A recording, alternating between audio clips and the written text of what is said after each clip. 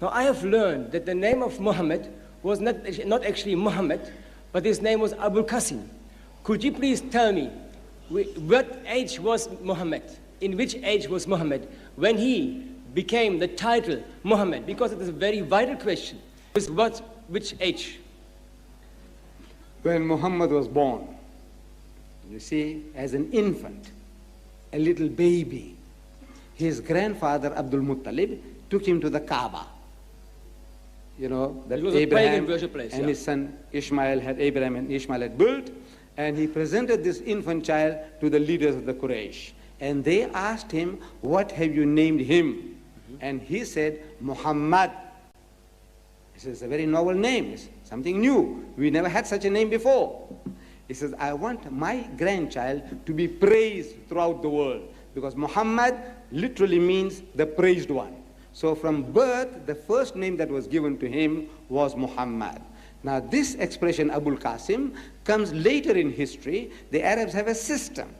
You see, that if you are the father of a child called Qasim, so you are Abul Qasim, the father of Qasim. You are Abul Ibrahim, the father of Abraham. But you have your own name. So this is a respectful way of calling people by Abu Bakr. It's not his name, you see. But he said, now you are the father of Bakr. So this is Abul Qasim, means the father of Qasim. So I just want to read a bit more of Matthew, where Jesus speaks again about the 3 days. This is from a translation of the Bible called the NIV. It's Matthew chapter 16, verse 21, and it says, from that time on, Jesus began to explain to his disciples that he must go to Jerusalem and suffer many things at the hand of the elders, chief priests and teachers of the law, and that he must be killed and on the 3rd day be raised to life. And so I think when you read all of it, he is saying that the 3 days I'm going to die. I've got some other references up here as well as to that, but they're all fairly similar where they talk about Jesus dying. I just want to know what you say that, because there are many verses in the Bible, I don't know how much time I want to take up here, but where Jesus says, you know, I did die. No, my son, you have to agree with me that what Jesus was talking about, the sign of Jonah, that sign was a miracle. Sign means a miracle. You have to, it's not a road sign, stop, yield, go. It's not a road signs. There were no road signs in Jerusalem 2,000 years ago. So he's not talking about road signs. He's talking about a miracle. The Jews want a miracle from him, not a road sign. So Jesus said, my miracle is that of Jonah. And then what the miraculous thing about Jonah is that we expect him to die 3 times over, and he didn't die. You see, if I had a gun and I lose my temper and put 6 shots through you, to your heart, and it's shattered, and you die, is that a miracle? Is that? But those 6 shots tearing your heart to pieces, and you laugh. It's a miracle? Yes, yes, that's a miracle. That's a miracle. 6 bullets I put through your heart, and you still laugh. That's a miracle. I'll be terrified of you. Do you know that?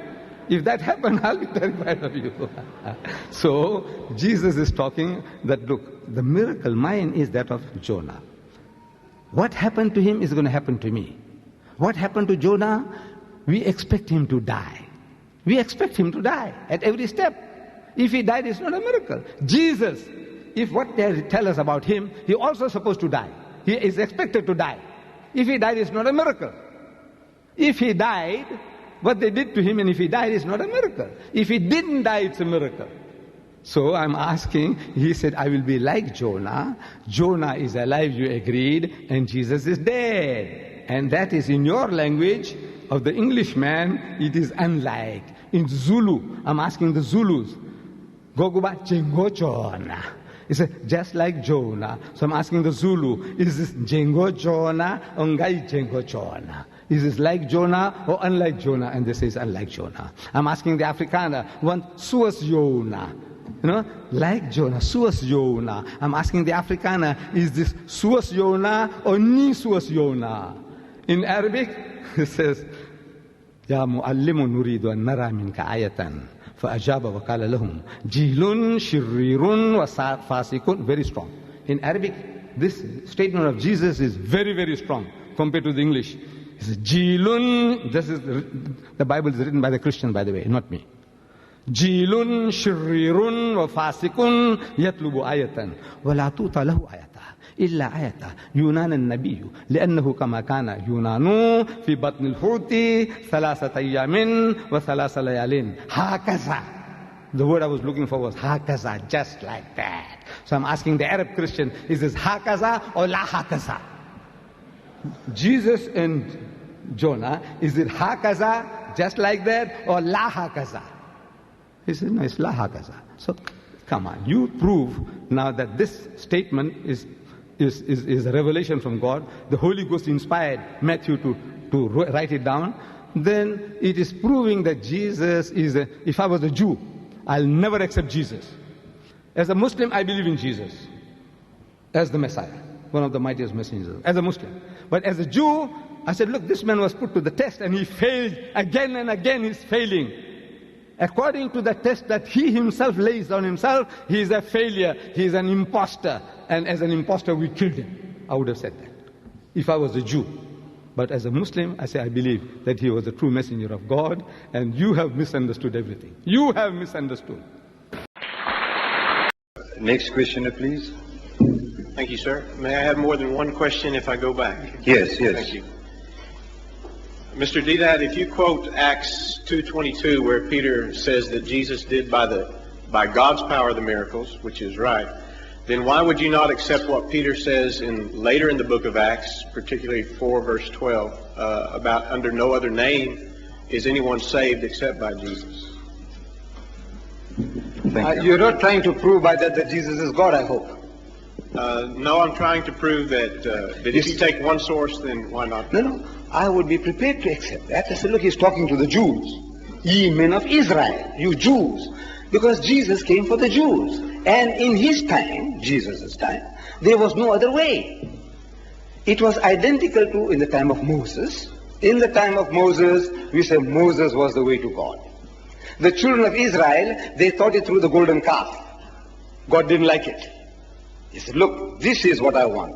You have to go through Moses. Whatever Moses tells you about God, you have to accept. In the time of David, David was the way to God. In the time of Solomon, Solomon was the way to God. In the time of Jesus, Jesus was the way to God. In the time of Muhammad, he is the way to God, and for mankind, for eternity. So in every dispensation, the man of God is the firstborn of God. He is the representative of God, and as such, you must listen to him. That's what it means. So I accept that the people, the Jews, they had no other way, because there was no Muhammad there. If they wanted to follow Jesus, they must listen to now Peter, he is represented. Peter says, look, this is what Jesus wanted you to believe, that he is your Messiah. Follow him, follow him. Salvation is yours. Thank you.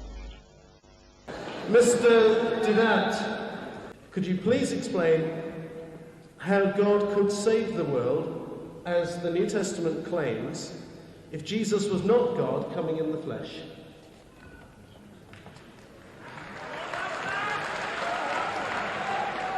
Let me first correct my brother Shorosh about Bismillahir Rahmanir Rahim. You see, Bismillahir Rahmanir Rahim means in the name of Allah, most gracious, most merciful.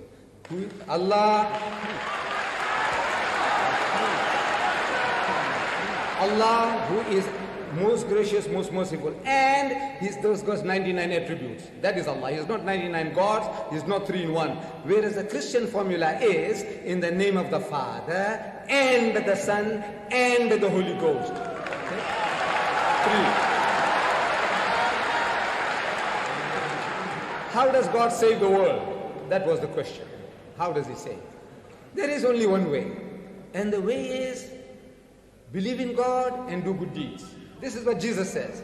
He says, verily, verily, I say unto you, most assuredly I am telling you, except your righteousness exceed the righteousness of the scribes and the Pharisees, ye shall by no means enter the kingdom of heaven. Unless you are better than the Jew, there is no heaven for you. That is the way of salvation.